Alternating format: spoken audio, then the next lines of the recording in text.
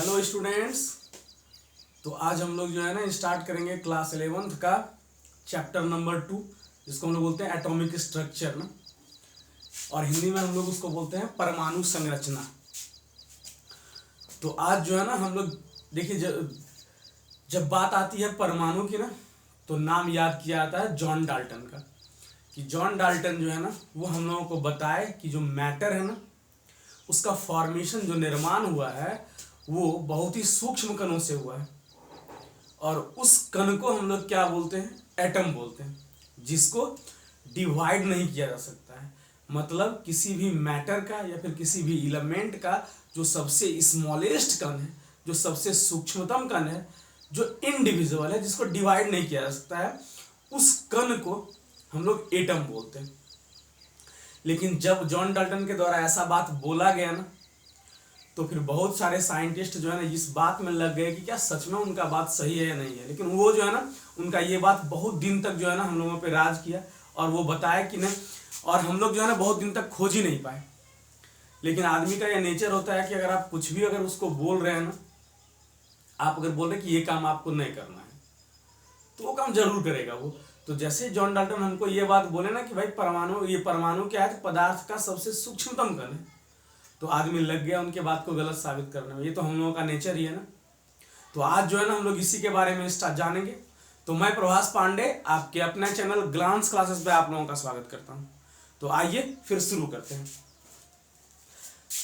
तो जब John Dalton जो है ना हमको ये बात बताए कि जो परमाणु है वो सबसे छोटा कण है, फिर उसी समय जो है ना एक्सपेरिमेंट में लग गए। कौन भाई? तो जे थॉमसन थे। तो बहुत सारे साइंटिस्ट जो इस एक्सपेरिमेंट को लगातार कर रहे थे, लेकिन उसमें सफलता जो है ना जे थॉमसन को मिली।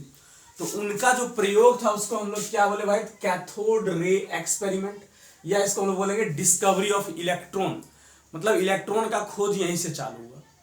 तो ये उनका सेटअप था ना, कि जो एक्सपेरिमेंट वो कर रहे थे अपने लैब में, अपने प्रयोगशाला में, उसमें ये सब सारा सेटअप जो है ना वो बना करके रखे थे। तो देखिए, तो यहां क्या किए, तो सबसे पहले जो है ना इसको हम लोग बोलते हैं डिस्चार्ज ट्यूब। ये है, ये डिस्चार्ज ट्यूब, इसको हम लोग बोलते हैं विसर्जन नलिका। विसर्जन नलिका आपको आराम से इसको समझना। आज हम लोग इलेक्ट्रॉन खोजेंगे, फिर नेक्स्ट वीडियो में प्रोटॉन खोजेंगे, समझ रहे ना? ऐसे करके हम लोग जो है ना पढ़ते जाएंगे। तो देखिए, तो यहां पर जो है ये तुम आपका जो है ना आप आराम से सुनिए ना, ये आपको सिर्फ सुनना है। इससे सवाल जो आएगा वो हम जरूर यहां लिखेंगे, लेकिन ये आज आपको सिर्फ और सिर्फ क्या करना है भाई? तो सुनना है। तो देखिए, तो ये एक डिस्चार्ज ट्यूब लिया गया ना, इसको हम लोग हिंदी में बोलते हैं विसर्जन नलिका, जिसका जो है ना मोटाई लगभग जो है ना 50 mm रखा गया, और इस वैक्यूम पंप लगा करके, यहां पर वैक्यूम पंप लगा के, वैक्यूम पंप ना, निर्वात पंप हम लोग इसको बोलेंगे, लगा करके इसके अंदर का जितना भी एयर था या गैस था उसको बाहर निकाल दिया गया, और इसका जो प्रेशर हो गया वो 0.01 mm ऑफ Hg हुआ। मतलब ये बहुत कम प्रेशर हो गया ना, लगभग वैक्यूम यहां बन गया। मतलब यहां थोड़ा सा भी हवा जो है ना उपस्थित नहीं है। फिर उसके बाद क्या क्या, दो गो प्लेट लिया गया, एक नेगेटिव प्लेट और दूसरे को बोले पॉजिटिव प्लेट।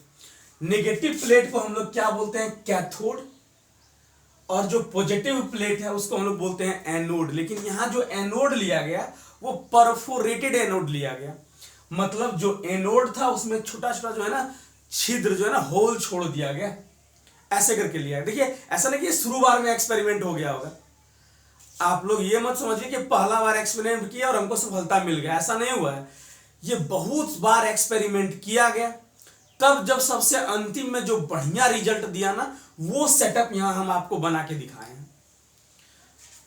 तो ये कैथोड हुआ, ये एनोड हुआ। इसके अंदर का जो हम लोग सारा क्या किए, तो सारा हवा हम लोग बाहर निकाल दिए, जिससे क्या हुआ, तो यहाँ का प्रेशर बहुत ही कम हो गया, और यहाँ वैक्यूम मतलब निर्वात हो गया। निर्वात का मतलब क्या है कि वहां हवा भी उपस्थित नहीं है। ऐसे करके जो है ना हम लोग मतलब कि यहाँ का जो है ना सारा प्रेशर जो है, सारा एयर बाहर किया, और इसके प्रेशर को बहुत ही कम कर दिए। उसके बाद क्या हुआ, तो यहां पर जो है ना, यहाँ एक इंडक्शन कॉइल लिया गया। इंडक्शन कॉइल, मतलब सिंपल आप समझिए कोई बैटरी लिया गया, ठीक ना, हम आसान भाषा में बोल रहे हैं। और यहां पर वोल्टेज जो है ना बहुत ही हाई वोल्टेज अप्लाई किया गया, कितना, तो 10,000 वोल्ट। ये सुनिए बहुत अच्छा से ना, कि 10,000 वोल्ट इसको जो है ना अप्लाई किया गया।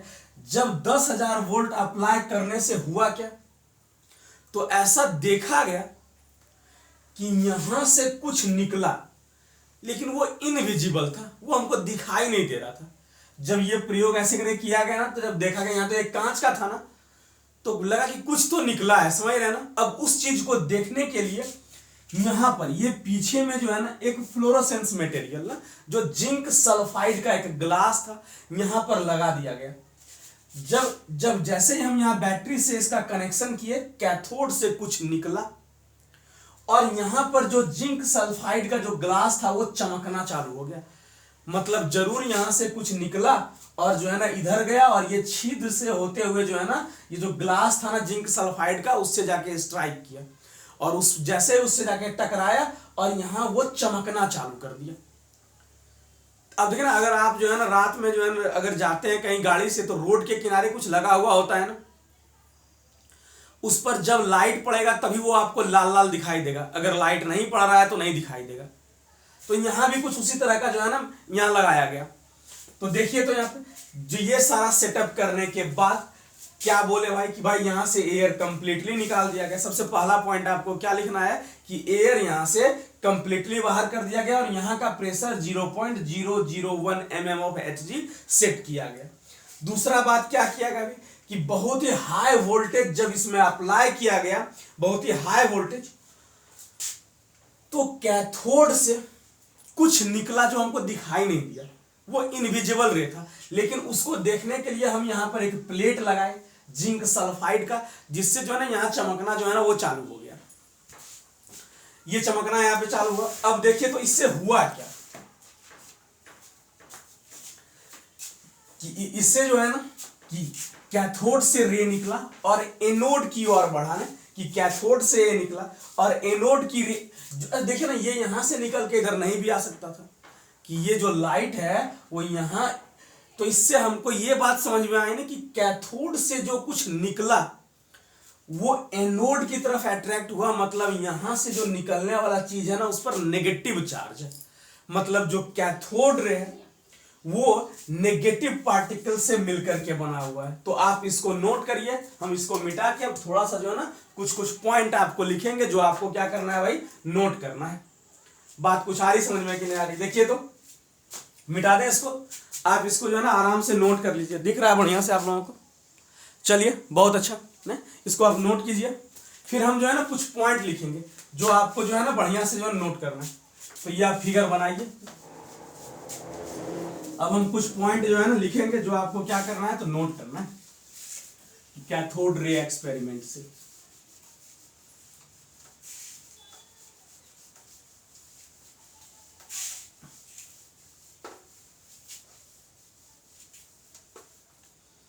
देखिए तो हुआ क्या है। तो पहला हम बात क्या लिखेंगे, कि द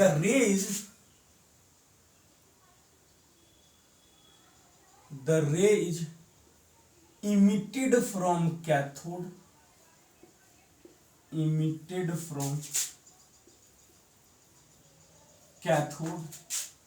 and attracted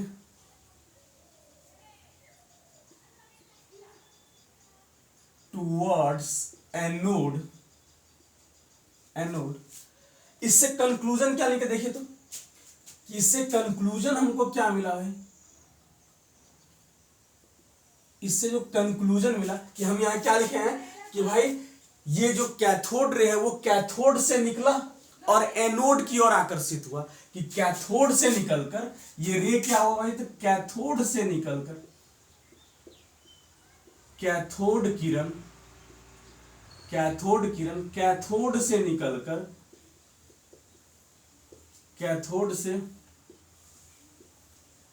निकलकर एनोड की ओर आकर्षित हुआ, एनोड की ओर आकर्षित हुआ। इससे क्या पता चला कि cathode ray is made up of negative particles, मतलब cathode ray is made up of negative particles, मतलब कैथोड किरण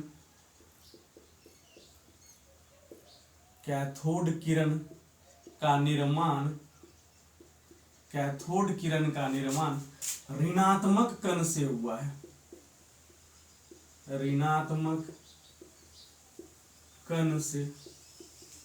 है, कि कैथोड किरण का निर्माण जो है ना वो ऋणात्मक कण से हुआ है। इतना तो हमको समझ में आया। अब क्या होगा कि दूसरा बात हमको क्या समझ में आया कि जब इसके रास्ते में जो है ना कोई ओपेक ऑब्जेक्ट रखा गया तो उसका शैडो का फॉर्मेशन हुआ। मतलब कैथोड रे जब निकल के ऐसे जा रहा था ना तो उसके रास्ते में हम लोग जो है ना एक ओपेक ऑब्जेक्ट को रखे ना कि when opaque object is placed in the path of cathode ray shadow is formed.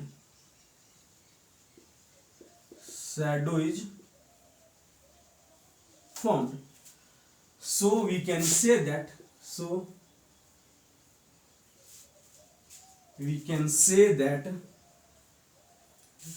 cathode ray moving in straight line. Cathode ray is moving in straight line.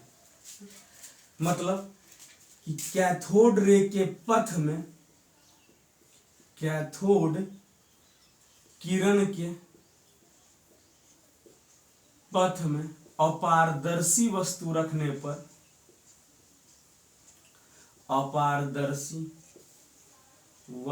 रखने पर छाया का निर्माण हुआ।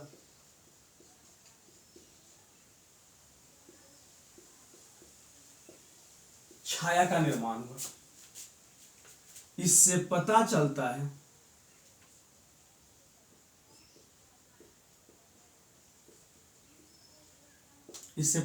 है कि कैथोड किरण सीधी रेखा में गमन करती है।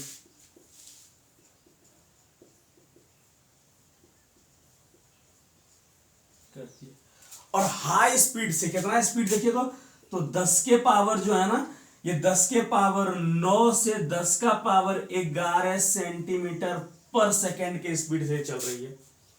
मतलब जो कैथोड किरण है, ये दो बात हमको समझ में आया कि कैथोड रे कैथोड प्लेट से निकला और एनोड प्लेट की ओर गया। इससे हमको पता चला कि जो कैथोड किरण है ना उसका निर्माण नेगेटिव पार्टिकल से हुआ है, ऋणात्मक कण से हुआ है। दूसरा बात क्या है भाई, तो कैथोड किरण के रास्ते में जब कोई अपारदर्शी वस्तु हम लोग रखे ना तो अपारदर्शी वस्तु रखने से छाया का निर्माण हुआ। अब इससे हमको ये बात पता चलता है कि जो कैथोड किरण है वो सीधी रेखा में गमन करती है। और कितना स्पीड से, तो 10 के पावर 9 से 10 के पावर 11 सेंटीमीटर पर सेकेंड के स्पीड से जो है ना गमन करती है। आप लोग इसको लिखिए ना। चलिए, आई होप आप इसको नोट कर लिए होंगे, स्क्रीनशॉट ले लीजिए। नहीं, चलिए फिर हम लोग आगे बढ़ते हैं। दूसरा कंक्लूजन हमको क्या समझ में आया, देखिए तो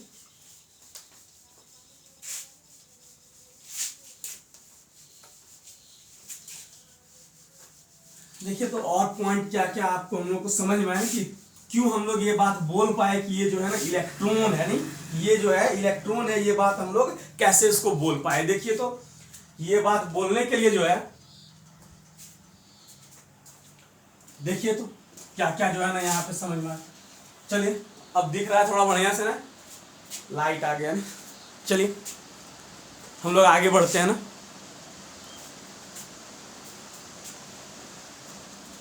चलिए हम लोग आगे बढ़ते हैं। दूसरा बात क्या है, देखिए तो कि जब इसके पास में, दूसरा पॉइंट देखिए क्या है कि they produce they produce a heat energy when collide with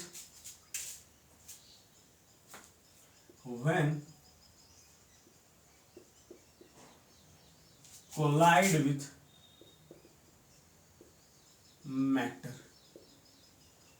कि भाई ये हीट एनर्जी प्रोड्यूस करता है जब ये क्या होता है भाई, तो मैटर से कोलाइड करता है। इससे हमको ये बात पता चला कि इसके पास जो है ना काइनेटिक एनर्जी है। So it have kinetic energy.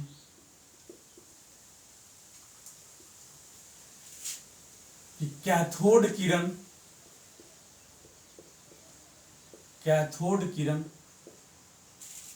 पदार्थ से टकराकर, पदार्थ मतलब कोई चीज, हम लोग उस जो जे थॉमसन है ना, वो कोई चीज उसके बीच में रखे होंगे और देखोगे वो गर्म हो गया।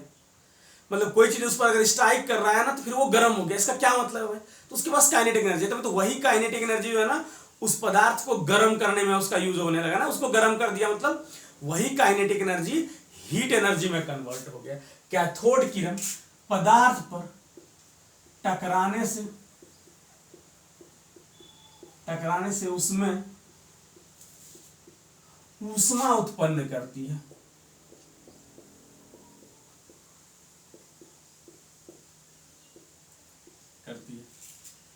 इससे पता चलता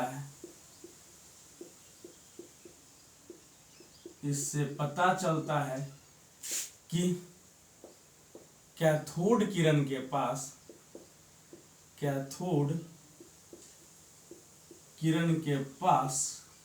गतिज ऊर्जा है। इतना बात हमको पता चली, ठीक ना। अब क्या हो गया देखिए तो, कि अब एक बात हम थोड़ा लिख रहे हैं 11th के बच्चों को कि ये थोड़ा मैग्नेटिक फील्ड और इलेक्ट्रिक फील्ड, इसमें ये डिफ्लेक्ट हुआ। अब ये क्या है तो हम लोग थोड़ा 12 में इसको पढ़ लेंगे ना कि भाई ये पॉजिटिव प्लेट की ओर डिफ्लेक्ट हुआ। मैग्नेटिक फील्ड में ये पॉजिटिव प्लेट की ओर डिफ्लेक्ट हुआ। In magnetic field it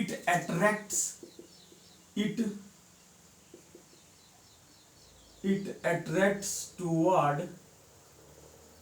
positive plate, so its nature is negative। इसका नेचर क्या हो गया भाई, नेगेटिव ना। कि बार बार हमको वहां भी दिखा कि ये कैथोड से निकल के एनोड की ओर जा रहा है। फिर हम लोग जब मैग्नेटिक फील्ड अप्लाई किए ना तो ये विद्युत चुंबकीय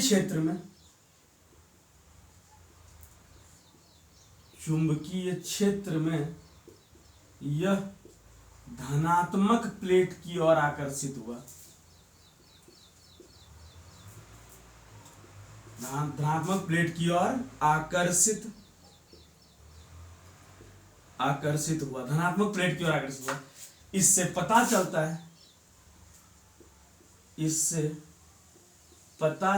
है कि इसकी प्रवृत्ति ऋणात्मक है। इससे पता चलता है कि इसकी जो प्रवृत्ति है वो क्या है भाई, तो ऋणात्मक है।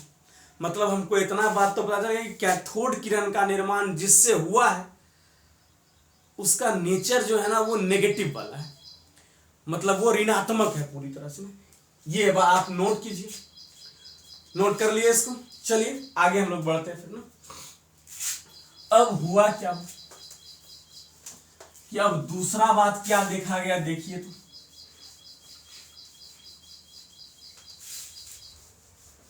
अब दूसरा बात देखा गया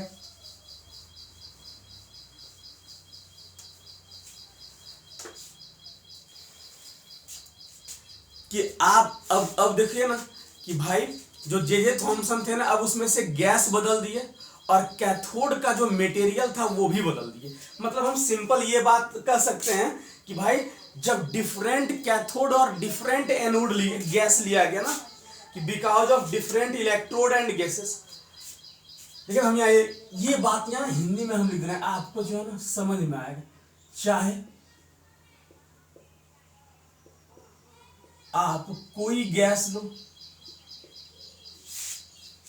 ये सबसे इंपॉर्टेंट पॉइंट है ना, चाहे आप कोई गैस लो, उसमें जो भी थोड़ा सा गैस बचा हुआ था ना, वो गैस बदल बदल करके देखा जाए, कोई गैस लो या और लो तथा अलग अलग अलग अलग मैटर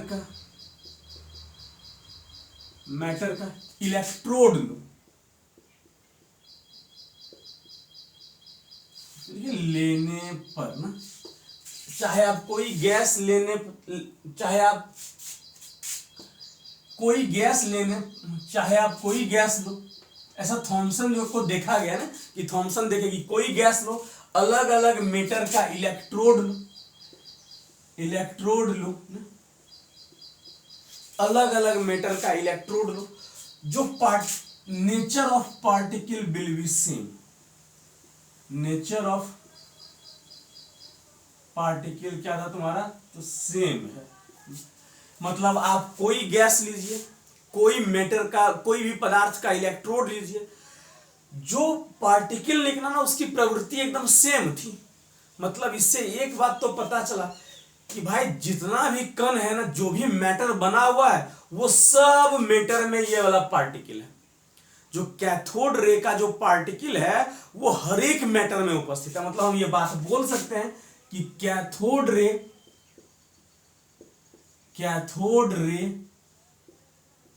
का निर्माण जिस पार्टिकल से हुआ है, वह सभी पदार्थ में उपस्थित है, वह सभी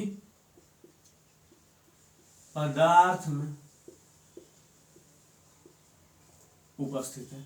मतलब कैथोड रे का निर्माण जिस चीज से हुआ है वो चीज सभी चीज में उपस्थित है। मतलब हम बोल सकते हैं कि जो पार्टिकल है, particle of cathode ray is fundamental. मतलब क्या है भाई, तो कैथोड रे क्या का कण, कैथोड किरण का निर्माण करने वाला कण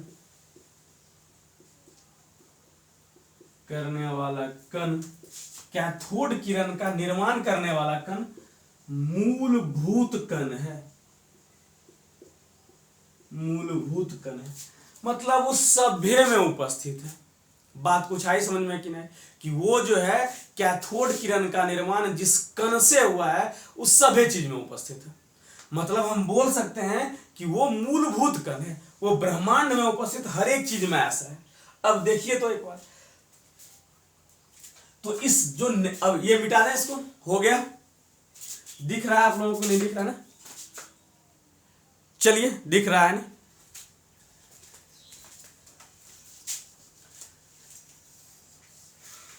चलिए फिर आपको जो है ना ये बात दिख रहा है कि भाई कोई चीज लो नहीं,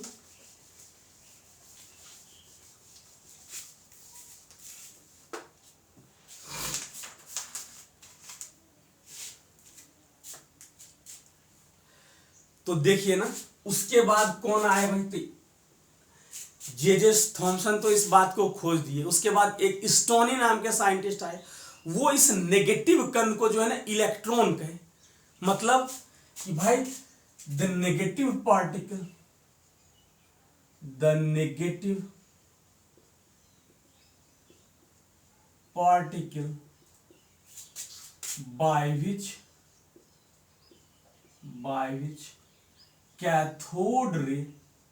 by which cathode ray is made called electron। उस नेगेटिव कण को क्या बोला गया भाई, कि कैथोड किरण का निर्माण जिस ऋणात्मक कण से हुआ है उस कण का नाम जो है ना वो इलेक्ट्रॉन है। कि कैथोड किरण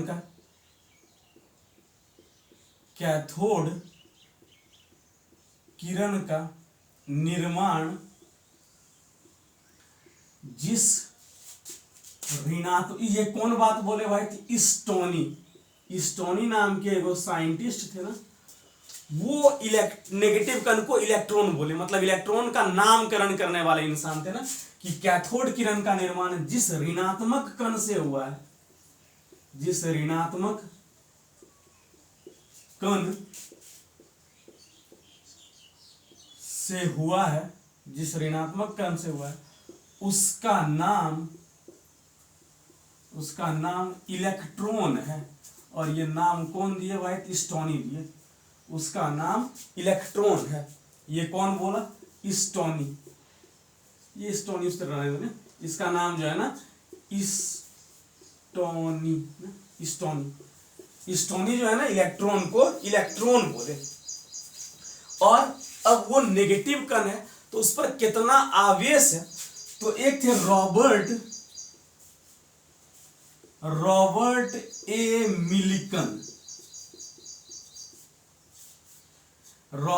ए मिलिकन नाम के एक साइंटिस्ट थे, जो ऑयल ड्रॉप एक्सपेरिमेंट किए और करके वो बताए कि इलेक्ट्रॉन पर आवेश कितना है। कि भाई इलेक्ट्रॉन जो है, जो कैथोड किरण का निर्माण जिस ऋणात्मक कण से हुआ है, उस ऋणात्मक कण को हम लोग इलेक्ट्रॉन कहते हैं, और उस इलेक्ट्रॉन पर आवेश कितना है, तो ये खोज कौन किए भाई? तो रॉबर्ट ए मिलिकन। किसके द्वारा? तो ऑयल ड्रॉप एक्सपेरिमेंट के द्वारा। तो इलेक्ट्रॉन इस तरह क्या हुआ भाई? तो इलेक्ट्रॉन का जो है ना, वो डिस्कवरी हो गया। तो इलेक्ट्रॉन के बारे में जो फंडामेंटल नॉलेज है, वो हम आपको यहां लिख रहे हैं। ये आपको याद कर लेना है कि फंडामेंटल इलेक्ट्रॉन, अबाउट इलेक्ट्रॉन ना, इलेक्ट्रॉन के बारे में नॉलेज देखिए कि इलेक्ट्रॉन, तो अब इलेक्ट्रॉन, अबाउट इलेक्ट्रॉन ना, इसका नोटेशन चलिए देख लेते हैं ना। अबाउट इलेक्ट्रॉन,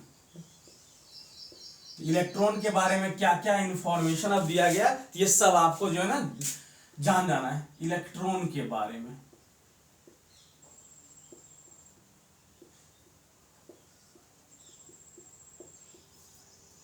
इलेक्ट्रॉन के बारे में क्या? सबसे पहले इलेक्ट्रॉन को लिखेंगे कैसे, देखिए। तो सबसे पहले नोटेशन ना, नोटेशन इसका होता है संकेत ना, कि इलेक्ट्रॉन आप कैसे लिखिएगा। तो इलेक्ट्रॉन को ई से यहां -1 और यहां 0।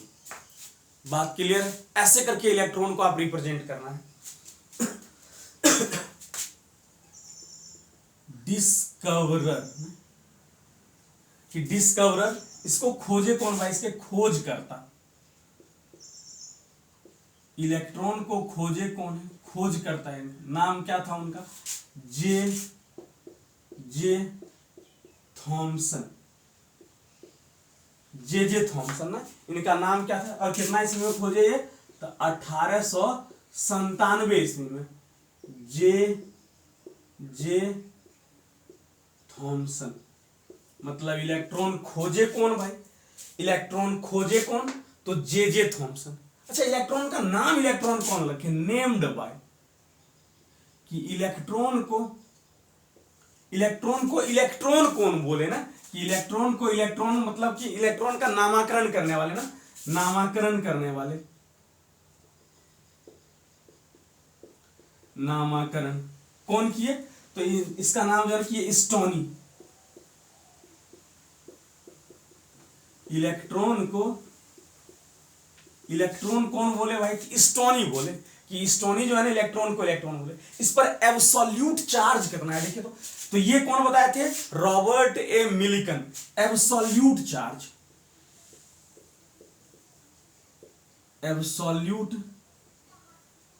चार्ज मतलब क्या है? तो निरपेक्ष आवेश, एकदम एग्जैक्ट वैल्यू आवेश का। निरपेक्ष आवेश का मान कितना होता है? देखिए तो होगा 1 माइनस का, नेगेटिव चार्ज पार्टिकल था ना, इसलिए हम नेगेटिव 1.602 गुना 10⁻⁻19 कूलम्ब, इसको हम लोग बोलते हैं सी, कूलम्ब ना। इतना का एब्सोल्यूट आवेश जो है ना उस पर उपस्थित था। ESU इलेक्ट्रोस्टैटिक यूनिट में इसका जो है ना चार्ज होता है -4.8 इंटू 10⁻⁻10 ESU। ये सब बात आपको इलेक्ट्रॉन के बारे में एकदम याद रखना है कि इलेक्ट्रॉन पर आप इलेक्ट्रॉन का एब्सोल्यूट चार्ज मतलब एग्जैक्ट वैल्यू ऑफ चार्ज का अगर आपसे कोई पूछे तो बोलना है -1.602 गुना 10⁻−19 कूलम्ब का आवेश होता है इलेक्ट्रॉन पर। ESU में कितना होता है, जिस तरह हम लोग देखे ना द्रव्यमान मास को आप किस में मापते हैं, तो ग्राम में भी और किलोग्राम में भी।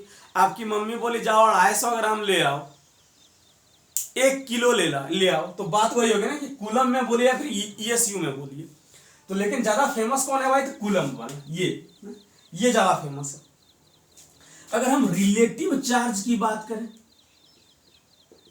रिलेटिव चार्ज आपेक्षिक आवेश, आपेक्षिक आवेश, तो देखिए इतना एग्जैक्ट नहीं बोलना है, सिंपल क्या बोलना है, तो -1 यूनिट का चार्ज होता है इस पे। भाई इलेक्ट्रॉन पर कितना चार्ज होता है, तो -1।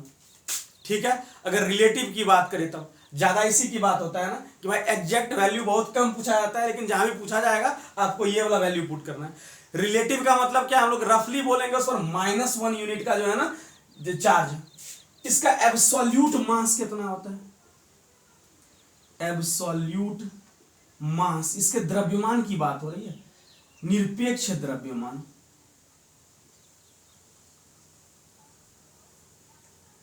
निरपेक्ष द्रव्यमान, द्रव्यमान इसका कितना होता है देखिए तो 9.1 गुना 10⁻31 केजी बोलिए। अगर हम ग्राम में आपसे पूछे तो आप क्या बोलिएगा, 9.1 गुना 10⁻28 ग्राम है, या तो आप ग्राम में बोलिए या फिर केजी में बोलिए। बात क्लियर है, इतना इंफॉर्मेशन आपको ले लेना है। और इधर कुछ है ना, हम लिखते हैं इधर ना, आई होप आप इसको लिख लिए होंगे, तो थोड़ा सा हम मिटा रहे। अगर हम रिलेटिव मास की बात करें तो बहुत कम होता है ना, रिलेटिव मास, आपेक्षिक द्रव्यमान, आपेक्षिक द्रव्यमान कितना होता है, लगभग जो है ना लगभग 0 होता है, 0.00000 ऐसे करके होता है ना कि 0.00055 AMU ऐसे करके, तो ये लगभग जो है ना 0 के बराबर होता है। तो इलेक्ट्रॉन जो है ना, इलेक्ट्रॉन का आपेक्षिक द्रव्यमान कितना होगा, 0। लेकिन निरपेक्ष की बात करें तो 9.1 गुना 10⁻−31 केजी होता है, ये आपको याद रखना। इस पर इसका जो आवेश E/m रेशियो, ये बात थोड़ा सा याद रखिएगा कि आवेश दिया हुआ, आपेक्षिक आवेश और द्रव्यमान, ये दोनों का जब रेशियो लिया गया ना, भाग दिया गया, तो कितना है देखिए तो 1.75 गुना 10⁻11 कूलम्ब पर केजी। मतलब देखें यहाँ आपका एब्सोल्यूट चार्ज दिया हुआ है, यहाँ द्रव्यमान दिया हुआ है, दोनों को भाग दे दिए तो कितना है, E/m रेशियो। यही पूछा जाता है इलेक्ट्रॉन के लिए, E/m रेशियो का मान कितना होता है, तो ये आपको जो है ना याद रखना। अच्छा ये रहता बेचारा कहाँ है, तो ये रहता है तुम्हारा, आप इलेक्ट्रॉन किसी भी परमाणु में इलेक्ट्रॉन कहाँ रहता है, तो अभी हम आपको इंफॉर्मेशन दे, बाद में और पढ़ेंगे कि आउटसाइड द न्यूक्लियस,